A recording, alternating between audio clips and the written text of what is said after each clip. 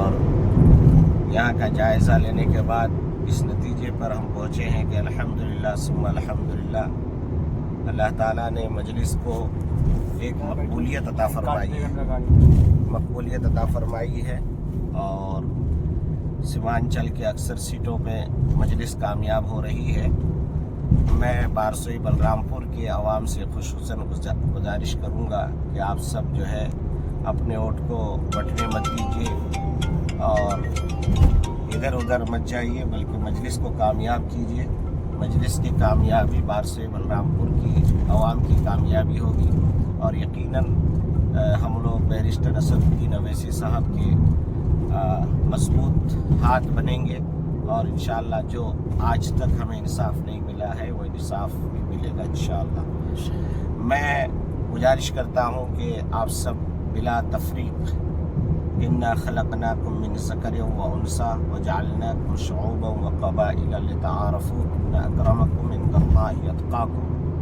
यानी अल्लाह ने खुद कहा है कि हमने एक मर्द और एक औरत से सारी जहान को बनाया, तो ना हिंदू ना मुसलमान न सिख ना ईसाई, न तो हिंदू बनेगा न मुसलमान बनेगा, तो इंसान का बच्चा है, इंसान बनेगा।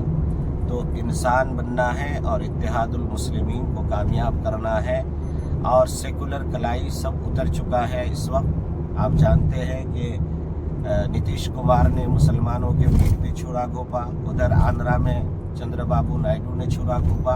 अब आखिर में जहां मजलिस ना हो वहां पर आप आरजेडी को, कांग्रेस को ज़रूर वोट दीजिए, मगर जहां जहां मजलिस के लोग खड़े हैं वहां आप मजलिस को जिताइए ताकि आपकी मुकम्मल क़यादत आगे बढ़ सके। हज़रत मौलाना अबुल हसन अली मियां नदवी रहमतुल्लाह अलैह के उस जुमले पर अमल कीजिए। उन्होंने फरमाया था कि अगर आप लोगों को तहज्जुद गुजार बना दें और सियासी शऊर बेदार न करें तो हो सकता है आने वाली नस्ल बेदीन हो जाए, और अगर आपने सियासी शऊर बेदार कर दिया तो इनकी नस्लें मुसलमान रहेंगी और ईमान वाले रहेंगे। तो उसी पर अमल करते हुए हम लोग इस वक्त अवैसी के काफ़िले में शामिल हुए हैं और इंशाअल्लाह हम लोग कोशिश कर रहे हैं। आपका साथ होना ज़रूरी है। जज़ाकल्लाह।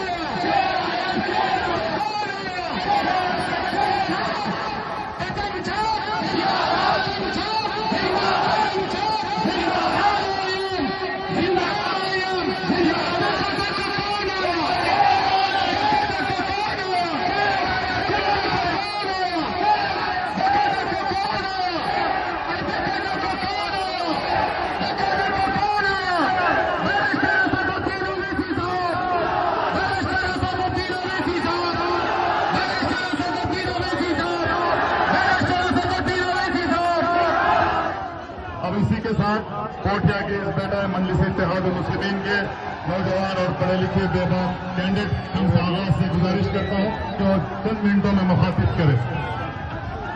अस्सलाम वालेकुम। तमाम लोगों से गुजारिश है सामने आ जाइए। बैरिस्टर असदुद्दीन अवैसी साहब आ चुके हैं। इस जनसभा में शामिल हमारे राष्ट्रीय अध्यक्ष जनाब बैरिस्टर असदुद्दीन अवैसी साहब, मालेगांव विधायक मुफ्ती इस्माइल साहब, मेरे वालिद जनाब नसीरुद्दीन साहब, मेरा जफर एमएलए साहब और AIMIM पार्टी की तमाम जिम्मेदारान, मेरे बुजुर्गों, दोस्तों, साथियों, ये आपका बेटा जो आपके बीच बोल रहा है, ये कोई नया चेहरा नहीं है। आपको याद होगा जब पूरे पूछिया के सरकंदी लाइट के रास्ते खराब था, ये आपका बेटा आपके लिए लड़ने का काम कर रहा था। आपको पता होगा जब आप सभी लोगों का निवास प्रमाण पत्र का काम रोक किया था, तब कांग्रेस के प्रत्याशी आपके बीच नहीं, बल्कि ये आपका भाई, आपका बेटा आपके लिए आवाज उठा रहा था। आपको पता होना चाहिए नदी कटाव का मामला हो, आगजनी का मामला हो, या फिर पुलिस प्रशासन के लोग आप लोगों को परेशान करते हो, हर मामले में अगर किसी ने साथ दिया है तो आपका बेटा एडवोकेट शम्स आगाज ने साथ दिया है। इसलिए मैं तमाम लोगों से गुजारिश करता हूँ 11 तारीख के दिन पतंग के निशान पे मुझे वोट करे। मेरे बुजुर्गों, दोस्तों, साथियों, आपको पता होना चाहिए हम मुसलमानों पे, दलित भाइयों पे पूरे देश में जुल्म सितम होता है, हमारे मस्जिदों में हमला होता है, दरगाहों को तोड़ा जाता है। अगर कोई बोलता है तो मेरे शहजाद वैसे साहब, इसलिए मैं तमाम जनता से गुजारिश करता हूँ, मुझे आप सुनते रहेंगे, अभी बैरिस्टर साहब को सुनना है। इसलिए 11 तारीख के दिन पतंग पे निशान पे वोट देकर मुझे कामयाब कीजिए। बहुत बहुत शुक्रिया। काबिल एहतराम सदर मोहतरम मजलिस इत्तेहाद मुस्लिमीन जनाब बैरिस्टर असदुद्दीन ओवैसी साहब से गुजारिश करते हैं कि तालियों के जोर से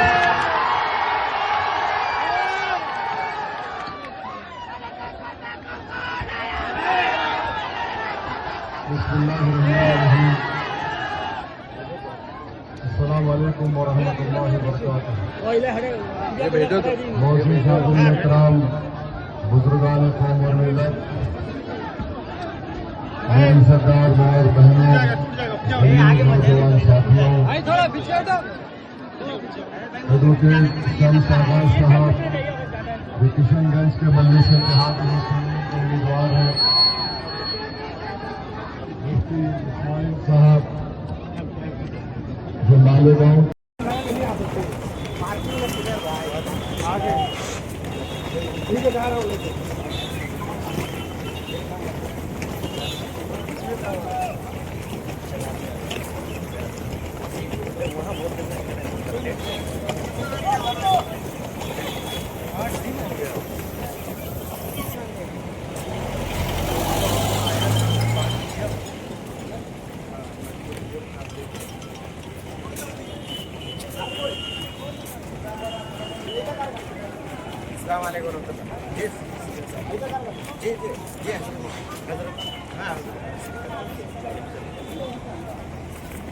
अभी वो लेट हुआ थोड़ा, वो सामान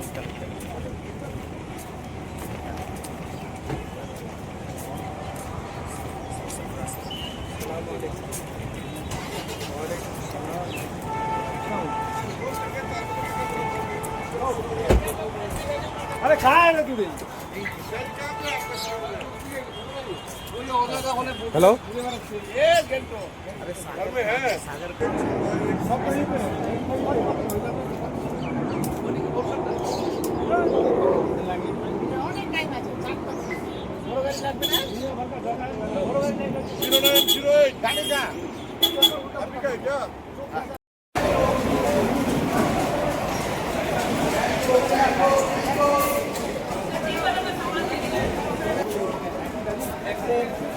Nepal border taxi Siliguri party की कागरपीटा